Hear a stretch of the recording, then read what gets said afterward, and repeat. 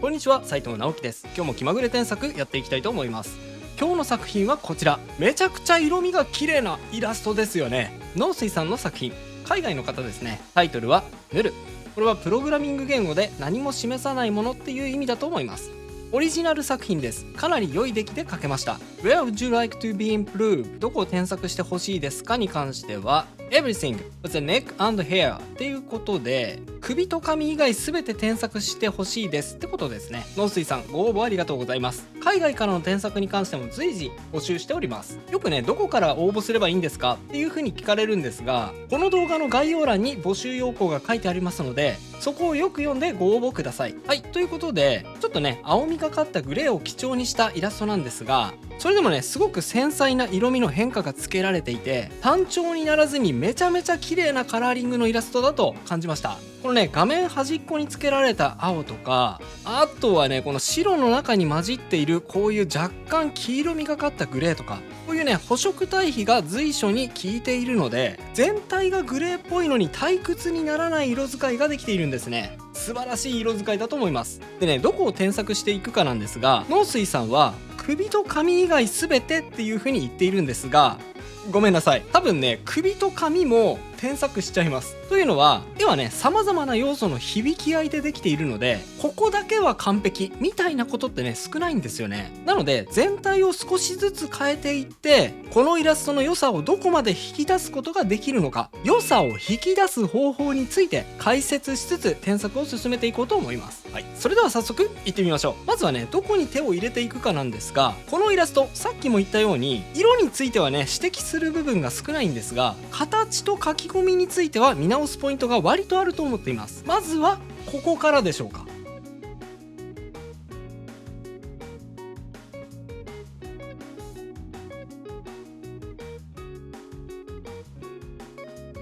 はい、顔の中身を縮小しました。なぜこうしたのかっていうと、顔がね、大きかったからっていう言い方もできますが、注目すべきはここですね。頭の厚み、ここがですね、顔の中身が大きいあまり足りていないように感じることってすごく多いんですよ。僕もね、こうなりがちですね。これが原因でちょっとね、立体感が足りないなっていう風に感じることが多いんです。なので、なんか違和感があるなって思ったら、まずは頭の厚み、目とね、後頭部までの距離、これが足りているかなっていう風に疑ってあげると、より自然なバランスになると思います。あとは目の大きさも若干大きめな感じがするので、これもちょっと小さくしてみましょう。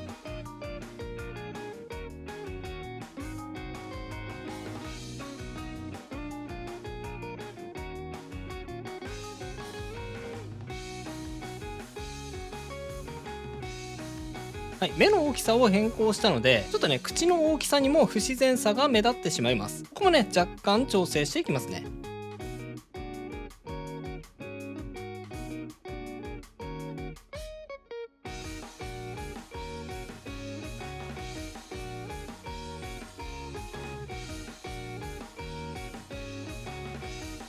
はい、こんな感じですね。目の部分については、このイラスト、目がね、すごく印象的なんですが、それだけにね、あまりにも大きくしてしまうと、それが不自然さにもつながってしまうことがあります。ではね、もしかしたら、そんなに小さくしていいのって驚いた人もいるかもしれませんが、はい、変形後と変形前、見比べてみると、小さくしたからといってインパクトが薄れてしまうことってあまりないんですね。はい、意外ですよね。あとですね、気づいた人は気づいたかもしれませんが、僕今目を変形するときにちょっとだけ目に角度をつけたんですが、お分かりいただけたでしょうか。変作前はですね、こう画面に対して平行な感じだったんですが、これと見比べるとね、若干ですがちょっと斜めになってるんですよね。こんな風に少しだけでも角度をつけることによって、ちょっとね、煽りのニュアンスが出て、絵にね、スケール感を増したりもできます。細かいテクニックですけど、覚えておいてください。はい、次はですね、首ですね。やってみます。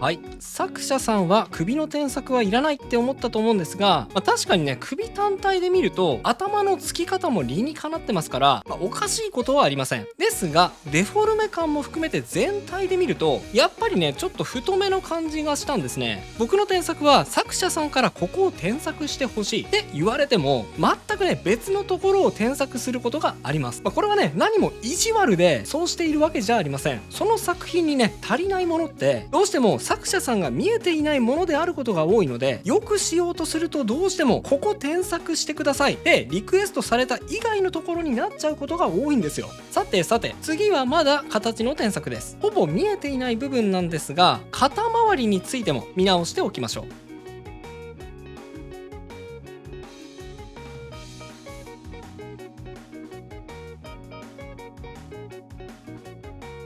はい、肩幅に対する顔の大きさということもあるので、全体的に縮尺を見直しつつ肩の形を修正しました。肩ってね顔と首とのバランスが大切なので、このね肩周り首周りのバランスを取ることって結構難しいんですよね。さあ肩の形が分かったので胸のフリルの調整もしてみましょう。ここでねちょっと気になるのはこのね胸のフリルが画面下に対してこう水平になってしまっていることです。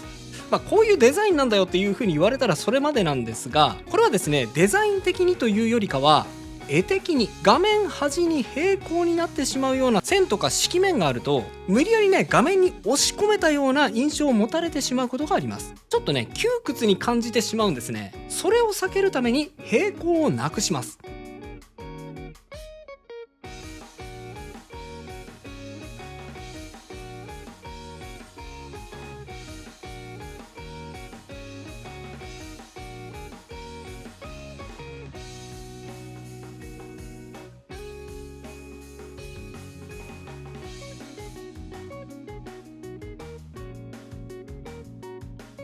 はい、胸の形に沿ってね若干凹凸を加えてみました。こっちの方がね絵としては自然な感じがしますよね。あと画面端っこといえばこれですね、おそらく手ですよね。赤い宝石のネックレスをつまみ上げてで手に包んでいるっていう感じだと思うんですが、さすがにね人差し指だけだと伝わりにくいと思います。もう少し手を見せるようにしてみましょう。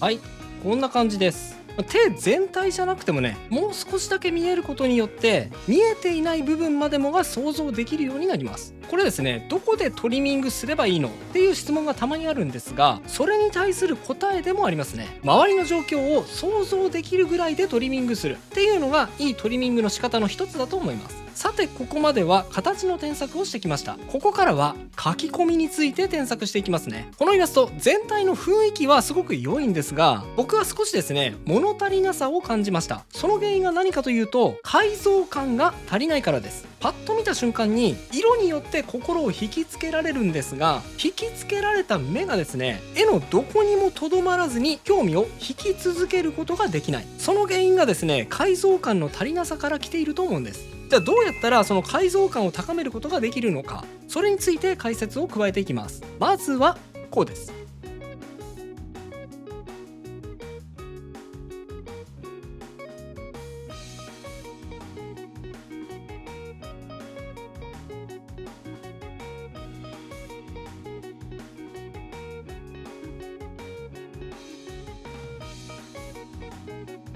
はい、向かって右側のまつげを一旦書き込みました。このイラストですね背景もそうですし全体的にあまりちゃんと線で区切ることはせずにざっくりと色で描いているタッチが特徴的です。それはそれで構わないんですが、全体的にねその調子だけだと結果的に解像感が高まらずに目が滑ってしまうわけです。どこかにはねピントを合わせる必要があるんですね。なので向かって左側のまつげも調整していきましょう。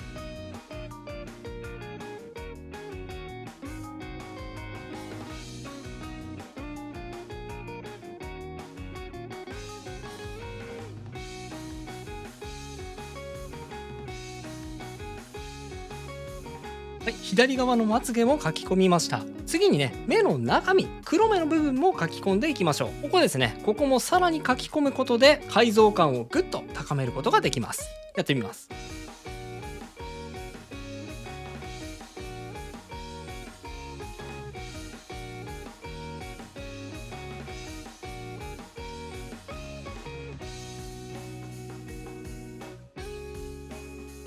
はい、向かって右黒目、若干細かく書き込みつつ、ハイライトも少しだけ細かめに入れてみました。ハイライトをね、たくさん入れることは解像感を高めるのに役立ちますね。同じく向かって左目も描いていきます。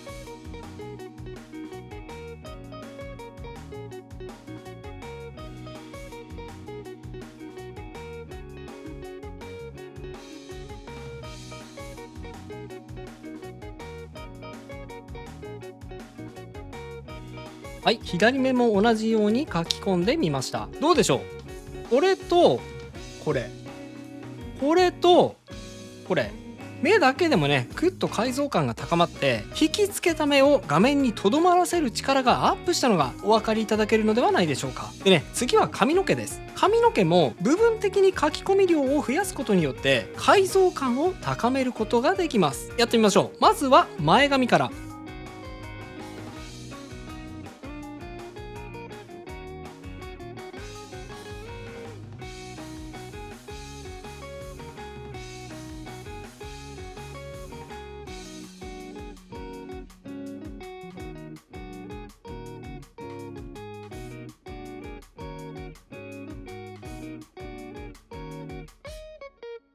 まだ途中ですけどね、こんな感じでどんどんと書き込んでいきますね。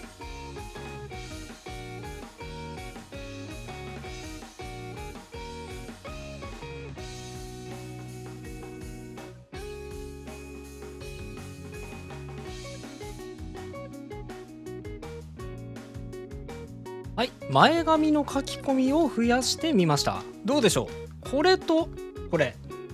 これとこれ、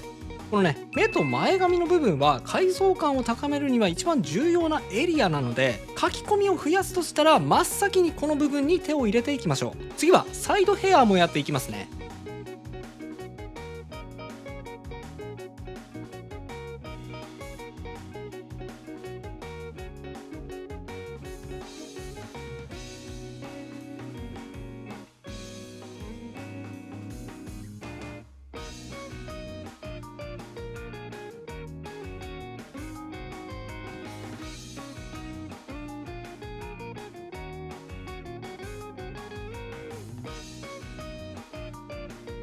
はい、こんな感じです。サイドヘアもね、顔にかかる部分なので、書き込みを増やすと効果的な部分の一つです。でですね、今解像感を高めるという工夫についてお伝えしてきましたが、実は逆の手数も存在します。それは解像感を低めるという処理です。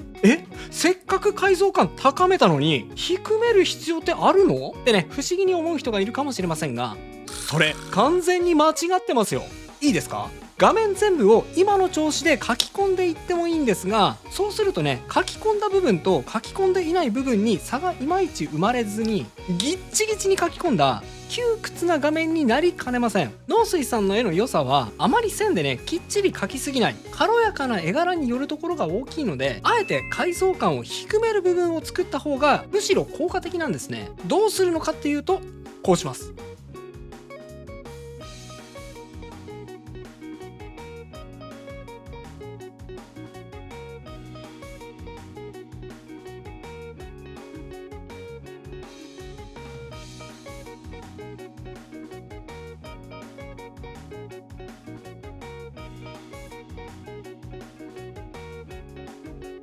はい、画面端の毛はむしろ粗めなブラシを使って背景に溶かし込んじゃいました。はい、アップにしてみると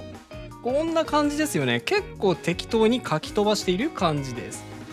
こうすることによって手前の書き込んだ部分と画面端の粗く書き飛ばした部分で書き込み量の差が生まれて、階層感はあるんだけどでも程よく抜けもあるっていう面白みのある画面作りができるようになると思うんですよ。これ面白いでしょ。ついね全部を書き込みすぎちゃうっていう人はこういう抜けをあえて作ることも絵作りには必要です。ぜひ覚えておいてください。でね、髪の毛を全体的に手を入れてきたんですが、ここでさらにチート技、反則級の技を伝授します。結構書き込んだんだけどなんかいまいち改造感が足りないなで悩むことも多いと思うんです。でももうどこをどうすればどう書き込んだらいいのかわかんない、なんかパッと見の書き込みも足りているような感じがするし、どうしようって悩んだ時はハッチングを利用しましょう。ハッチングっていうのはね、こうシュッシュッシュッシュッシュッシュッってこういう細かい線を何本も入れる処理のことを言います。これを使うとですね、なんとお手軽に改造感をアップさせることができちゃうんです。やってみましょ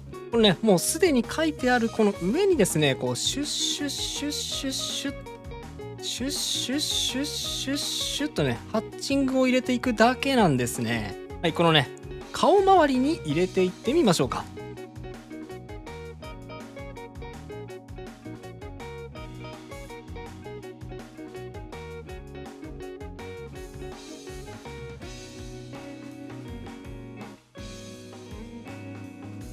はい、いかがでしょうか。入れる前と入れた後、入れる前と入れた後、前後前後ね、別にねそんなに書き込み量を増やしたわけじゃないのに、なんか絵の細かさがアップして絵によりピントがあったような感じがしませんか。これがですねハッチングによる改造感アップ効果です。このハッチングをうまく利用している絵柄がグランブルファンタジーですね。ハッチングを要所要所に入れることによって解像感をぐっと高めてユーザーの目をキャラクターに引きつけることに成功しました。ただねこれもやりすぎるとちょっとくどさの原因になってしまいますので、やりすぎは注意です。さあ最後、背景も含めて全体的に画面のバランスを整えて終了です。やってみます。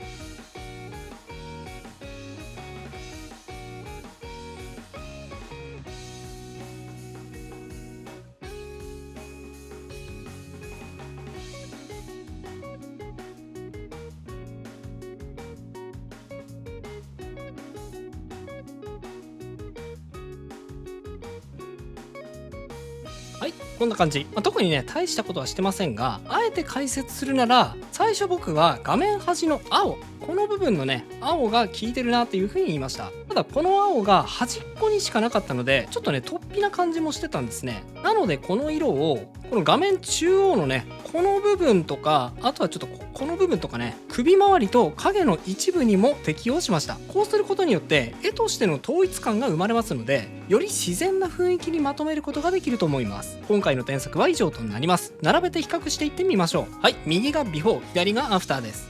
こんな風に変化しました。いかがでしょうか。色味は変えてないので全然ね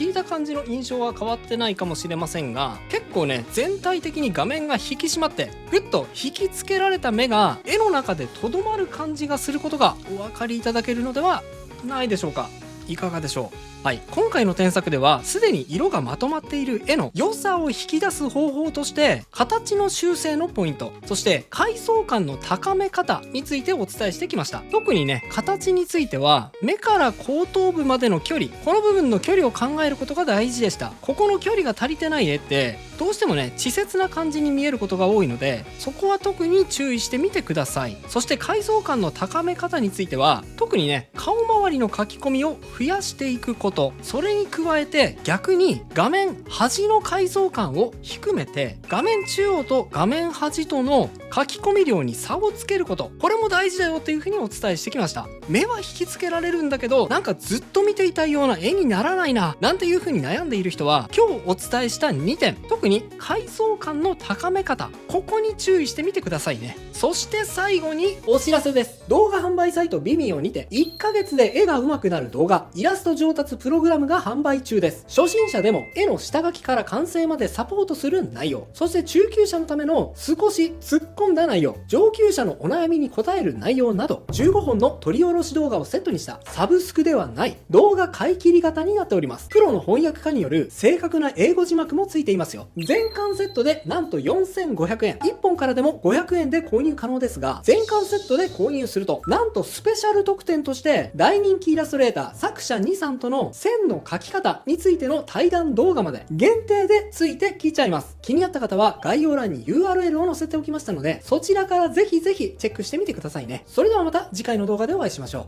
う。